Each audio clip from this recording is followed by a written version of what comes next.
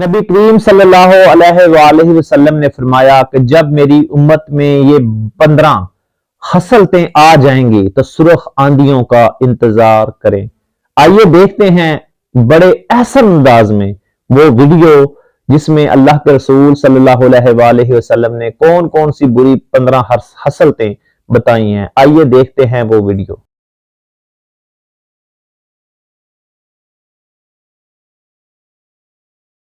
میرے نبی فرماتے جب میری امت میں 15 بری خصلتیں آ جائیں گی، فرمایا پھر میری امت انتظار کرے سرخ آندھیوں کا اور زلزلوں کا، انہیں زمین میں دنسا دیا جائے گا اور آسمان سے بھی تابڑ توڑ حملے ہوں گے۔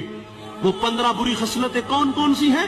فرمایا جب حکمران طبقہ سرکاری خزانے کو دونوں ہاتھوں سے لوٹنا شروع کر دے گا، والامانۃ مغنمن، جس کے پاس امانت رکھی جائے گی وہ ذاتی مال سمجھ کے ہڑپ کر جائے گا، والزکاۃ مغرمن، مالدار لوگ زکات دینا چھوڑ دیں گے، وَتُوَلِّمُ لِغَيْرِ الدِّينِ، علماء دین دنیا کے طلبگار بن جائیں گے، وَأَطَاعَ رَجُلُ امْرَأَتَهُ، فرمایا آدمی بیویوں کے فرما بردار ہوں گے، وَأَطَّ أُمُّهُ، ماؤں کے نافرمان ہو جائیں گے، وَأَدْنَ صِدِيقَهُ، دوست کے ساتھ حسن سلوک سے پیش آئیں گے، وَأَقْصَى أَبَاهُ، باپ کے ساتھ بد سلوکی کریں گے۔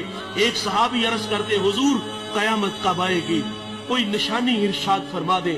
فرمایا جب مائیں ذلیل ہو جائیں گی تو قیامت آ جائے گی۔ فرمایا یہ دوست کو دیکھ کر باہیں پھیلائیں گے، باپ کو دیکھ کے رستہ بدل لیں گے، وَشُرِبَتِ الْخُمُورِ، شرابیں عام ہوگی، اور اس امت کا اول آخر پہ لان تان کرے گا۔ تو پھر کیا ہوگا؟ سرخ آندھیاں آئیں گی، پھر کیا ہوگا؟ زلزلے آئیں گے، پھر کیا ہوگا؟ زمین میں دنسا دیا جائے گا۔ دیکھیے آپ نے، اللہ تبارک و تعالیٰ سے دعا کرتے ہیں کہ اللہ تبارک و تعالیٰ ہمیں ان 15 بری خصلتوں سے دور کرے، اور اللہ تبارک و تعالیٰ ہمیں ہر قسم کے شیطانی شر سے محفوظ فرمائے، اور امت مسلمہ کو عزت کا مقام عطا فرمائے۔ یہ دنیا میں ہم ذلیل و رسوا ہو رہے ہیں، ان کی وجہ یہی ہے کہ ہم دین سے دور ہو گئے ہیں۔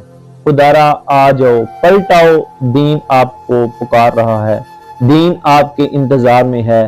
جب دین لوگوں کے دلوں میں تھا تب مسلمان پوری دنیا پر غالب تھے، اور آج ہم نے خود کو دین سے دور کر کے دیکھیں کس طرح ہم ذلیل و رسوا ہو کر رہ گئے ہیں۔